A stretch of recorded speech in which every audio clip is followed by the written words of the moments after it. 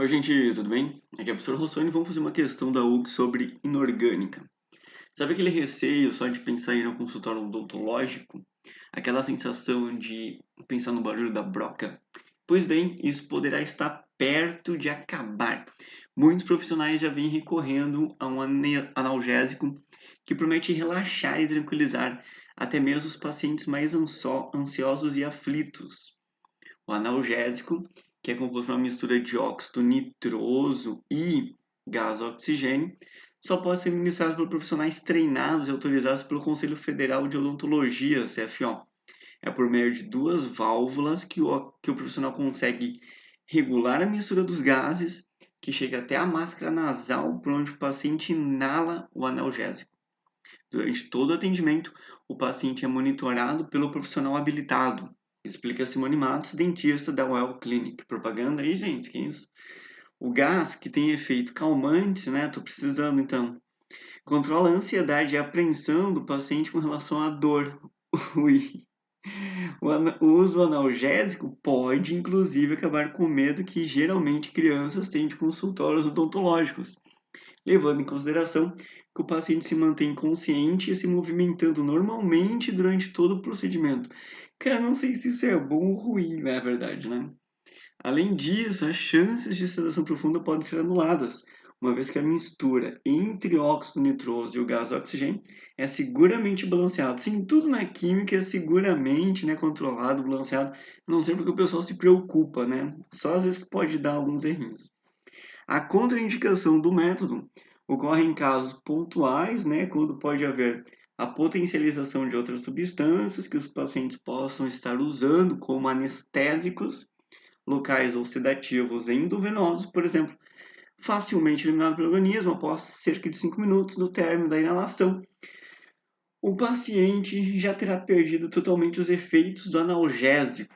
Após a consulta, não há nenhuma restrição ao paciente que é submetido ao óxido nitroso. Ele pode, inclusive, sair do atendimento e dirigir sem problemas. Exemplifica a dentista. Cara, eu odeio quando a UX faz isso. Ela me mandou ler um texto desse tamanho e ele não serviu para nada. Tipo, nem a fórmula do óxido nitroso foi capaz de botar aqui, né? E nem alguma proporção de oxigênio. Quer dizer, se eu tivesse lido esse texto ou não, não teria feito a menor diferença. Então, o Ox é campeã de fazer isso, tá? Então, fica a dica. Quando tiver um texto gigante, cara, pelo amor de Deus, não leia. Então, vamos lá, né? Em relação ao gás oxigênio e ao óxido nitroso, mencionados no texto acima, então não usava texto porque ele mencionou aqui também, né? Vai dizer. Então, desnecessário o texto, assinale a alternativa correta. Então, vamos lá. A molécula de gás oxigênio, coloquei ela aqui embaixo, O2, é apolar. Não, ela é polar, ela é polar, não. Ela é apolar, né? Então faltou a letrinha A aqui na frente. Toda vez que tiver uma substância desse jeito, né? Que nem N2 ou A2, ela vai ser apolar. Polar é quando os átomos são diferentes, né? No caso de moléculas simples assim, né? Tipo HCl, HBr, CO e por aí vai. Em sua estrutura existem duas ligações covalentes dativas. Não, é só ligação covalente normal. Então, essa dativa está errado, tá? Vai ter dativa quando, por exemplo, né, no SO2, os átomos aqui já tiverem seus 8 elétrons, né? Fizeram as ligações aqui para ficar com 8 elétrons cada um. Só que daí tem um outro átomo junto, né? E esse átomo precisa de ligações. Então, a gente dá esse par de elétrons para cá. A ligação dativa é um negócio que está em desuso, né? Geralmente a gente usa mais hoje em dia um conceito chamado de carga formal, né? E pega muito mal, assim, né? O vestibular falar em ligação dativa, né? Poxa, sério?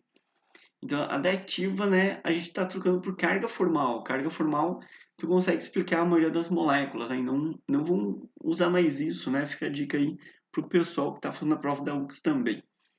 Bom, continuando, né? A molécula do óxido nitroso tem uma fórmula mínima de NO2 e apresenta geometria linear. Então, olha só, eu vou traçar aqui mais ou menos todos os óxidos que a gente tem, né? E quando eu for dar a nomenclatura oficial e o PAC deles, né? A gente é obrigado a botar mono, di e tri.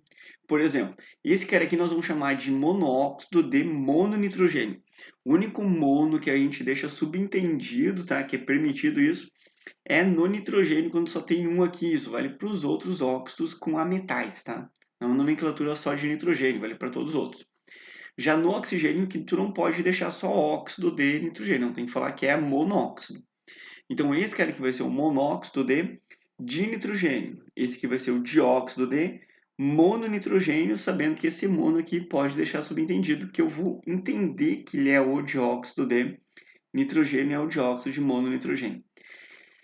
Só que o 2 não pode ficar subentendido não, então você tem que falar. Então, trióxido de dinitrogênio, tetróxido de dinitrogênio, pentóxido de dinitrogênio. Só que essa aqui é a nomenclatura IUPAC oficial, né? É muito normal aparecer o nome usual, né? Por exemplo, esse primeiro é chamado de óxido nítrico e o segundo aqui é chamado de óxido nitroso. Por quê? Porque esses NOx aqui, tá? Eles determinam essas expressões iquioso. Em toda inorgânica, toda vez que eu tiver o NOx maior, eu chamo de ico. E o NOx menor eu chamo de oso. Então, esse cara aqui que tem o NOx maior é a comparação entre esses dois mesmo, tá? Os dois primeiros. Então, esse aqui é chamado de óxido nítrico, porque ele tem um NOx maior que esse aqui. E esse aqui tem um óxido nitroso, então, porque ele tem um NOx menor do que esse cara aqui. Tranquilo? Então, esse óxido nítrico e nitroso, eles são difíceis, tá? Geralmente, o vestibular não cobra eles, porque é um nível bem difícil cobrar esses dois. Que é o que a UX fez. Então, já que ela fez isso, vamos falar dos anidridos também, tá? Porque esse cara aqui, que é o N2O3, né? Ele é chamado de anidrido nitroso. Cara, e cuidado para não confundir óxido nitroso, né? Com anidrido nitroso. São coisas totalmente diferentes. Ele recebe o nome de anidrido, né? Porque ele está sem água. Anidro, né? Tu tirou a água do ácido nitroso. E esse último aqui, ele é chamado de anidrido nítrico. Também não pode confundir com óxido nítrico, né? Que são coisas diferentes. Esse cara aqui, anidrido nítrico, ele recebe o nome porque a gente tirou a água, sem hidro, a água do ácido nítrico. Então, se eu tirar a água do ácido nítrico, eu tenho o anidrido nítrico, que é esse bichinho aqui. Bom, então voltando para a questão, né? A molécula do óxido nitroso não é essa, é N2O, e não essa aqui. E essa molécula aqui, só por curiosidade, né? Estaria errada a geometria também, porque essa criatura aqui, ela tem um par de elétrons, ela tem um par de elétrons, não, ela tem um elétron aqui sobrando, tá? Então, ela tem geometria angular, então isso aqui também estaria errada. E aí, só uma observação, o óxido nitroso de verdade, que é esse cara aqui, esse sim tem geometria linear, só que tu tem que saber que o átomo central aqui do meio, né, é o nitrogênio e não o oxigênio. Então, detalhezinho cruel, tranquilo? Agora vamos lá. O óxido nitroso é classificado como indiferente ou neutro, pois não reage nem com água, nem com ácido, tampouco com base. Bom, essa é a principal classificação de óxidos, tá?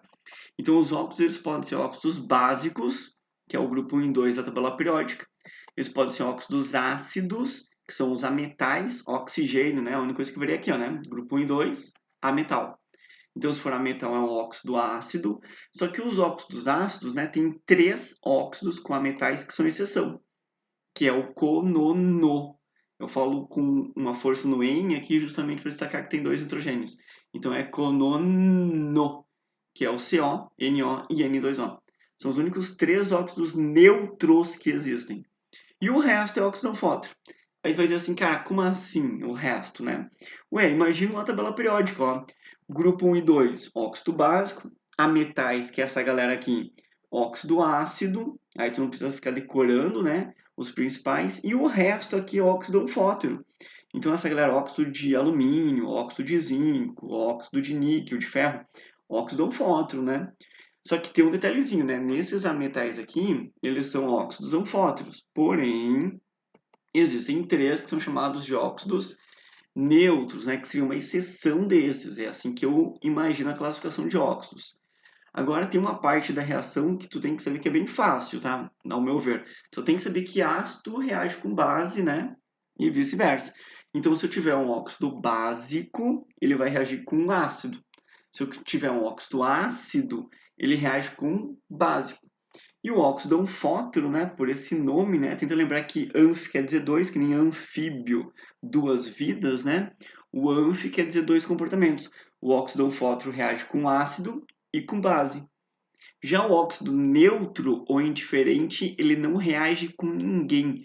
Por isso que ele é nome, ele é neutro. Ele está neutro, ele não toma uma posição. Ele não reage nem com ácido, nem com base, nem com água. Então vamos ler de novo isso aqui. O óxido nitroso, né, que é um dos óxidos neutros, né? No, tá aqui. É classificado como óxido indiferente ou neutro? Sim, pois não reage nem com água, nem com ácido e tampouco com base, e essa é a nossa resposta. O número de oxidação do átomo de nitrogênio na molécula do óxido nitroso é mais 2. Cara, é justamente por isso que o nome dele é óxido nitroso, porque ele é o menor NOx, tá? O oso é de menor NOx. Então ele não poderia ser o mais 2, esse é o nítrico. E o gás oxigênio é uma substância composta, nossa, isso dói ler, né? É uma substância simples porque é formado por apenas um elemento químico, né? Não importa quantos átomos tem, né? Pode ser o ozônio, que tem 3 átomos, continua sendo substância simples, tranquilo? Bom, se você chegou até aqui, eu espero que você deixe um like aí no vídeo para me incentivar a fazer mais vídeos para vocês, né? Se inscreva no canal, recomenda para o seu amiguinho e eu vou deixar aqui algumas dicas importantes sobre a prova da UX para vocês. Então valeu, gente, bons estudos, forte abraço, tchau.